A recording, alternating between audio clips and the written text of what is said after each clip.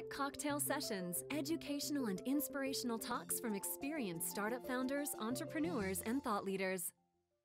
I'm Brittany Laughlin. I run a company called Incline, and we're based out of New York City. So people were really shocked that I flew all the way, but I'm like, it's just one plane. It's not that hard to drive. Well, I'm really excited to be here, but unfortunately, I have some bad news. The current U.S. economy is in the tank. Current unemployment is close to 10%, and the underemployed is about 20%. So that means 1 in 5 Americans is not working, and they want to be.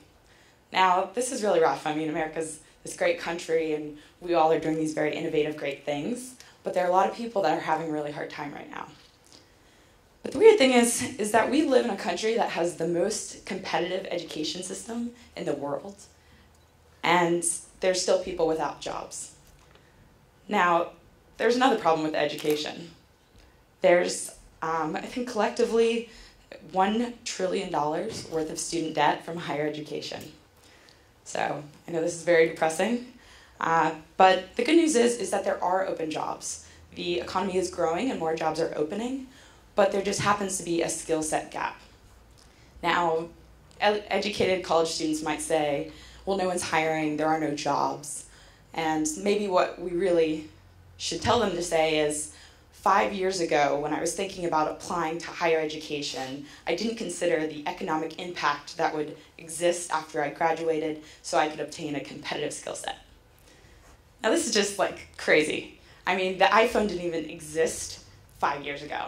So being able to predict what you're going to do and go into a lot of debt in order to obtain a skill set that you don't even know whether it's going to be competitive is just totally backwards. So the good news is that we can fix this. And it's not impossible to do. So sort of looking about what the economy really needs is we need skilled talent. And at Incline, what we really believe is that that's obtainable. And it should be something that you understand what the marketplace needs, you get that skill set, and you immediately start applying it. We call this just-in-time training. So instead of saying, okay, I need to leave the workforce, go back for 4 years, obtain a skill set, and then join, it's sort of saying, what can I do in 6 or 8 weeks to be able to be really competitive and pick up a new job and fill these open jobs that exist out there? So that's what we do at Incline. I'd love to tell you the story about how that kind of started. So I was running a technology company in Chicago for 2 years, and over that course, we grew a team of 8 engineers. And we hired masters in computer science people, we hired college dropouts. Basically, if you had the skill set that we needed, we would consider you. That worked out really great because it's really competitive to hire engineers, not only in Chicago, but everywhere. We were looking for Ruby on Rails developers. If you're in technology, you know that's a sort of growing skill set that's only been around for 10 years. So it's even more competitive because you can't get someone with more than 10 years of experience. It didn't really exist in the US economy before that. So quickly, the most successful candidates that we hired ended up being the ones that were self-motivated, worked hard, and just innately very smart, which didn't necessarily correlate with how much education that they had. It was right around this time that we were really ramping up. We had raised additional venture capital. We wanted to hire like 5 engineers at once.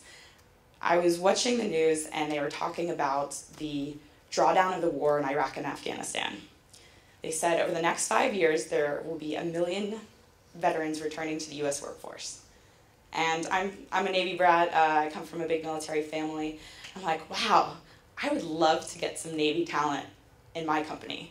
You know, they're driven, they're motivated, they put their lives on the line, you know, voluntarily. No one forced them to do it, no one made them do this, and they're coming back to this economy that's like pretty shaky. I'm like, wow, it would not only be great for my company if more vets came into tech, but like the whole tech sector as a whole. It's one of the fastest growing, there's a lot of job opportunity, there's lots of companies that can't hire fast enough. That's a really good problem to have if you have 1 million people coming back that are highly trained, and very skilled. So basically sort of took this mashup, started thinking about how to build this. I worked with some of the best educators in New York City to build a curriculum around Ruby on Rails. We found the best teachers. We screened over 200 candidates that applied to the program, and we only took 7. Because we wanted to find people that innately had that passion for technology, they had a technical skill set, they were very likely to succeed, and we put them in the program 8 weeks, 40 hours a week in a classroom, and then we worked on the opposite side with hiring partners. We said, who wants Ruby on Rails developers? You will never get as many emails as when you say that out. So it was great. So we're like, we have 7, okay, we'll be done at this point. This is great. Well, what we realized is after the program ran, these guys and men and women had written a lot of programs, they had a lot of great experience. They basically were building the way that companies actually build. It wasn't just sort of like high-level thinking, it was like, this is how you build an app, this is how you work with a technology team. But when we brought these candidates to employers, we kept getting the same reaction of, well, we typically only hire people with this type of degree from this type of school, and this candidate doesn't fit that. Now, I had to do a little bit of guilt tripping on some people. Like, you won't give 15 minutes of your time to just have one conversation with someone who is in Iraq, defending our country. So, I'm very popular with the HR managers with these 80 companies. But that's the reality, is that non-traditional backgrounds, non-traditional education is great, and it's emerging, and it's going to change a lot, but it's going to take some mind shift in terms of the companies that are hiring. And, looking around this room, I know a lot of you guys are going to be hiring in the next couple of years. Think about looking at non-traditional candidates. The students that take time out of their day to take online free Stanford courses. They're never going to be able to put that in their education box on their resume or on LinkedIn. It's going to, there's no box for continuing education like that. So thinking through those types of things, thinking through those types of candidates, and just thinking of how much more competitive you can be when you say, next year I need 5 Android developers.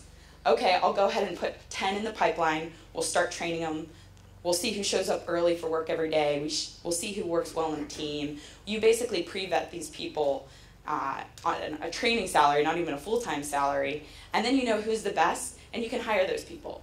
And even if you only hire half of them, the other half will have a new skill set that they can take out back into the economy and use.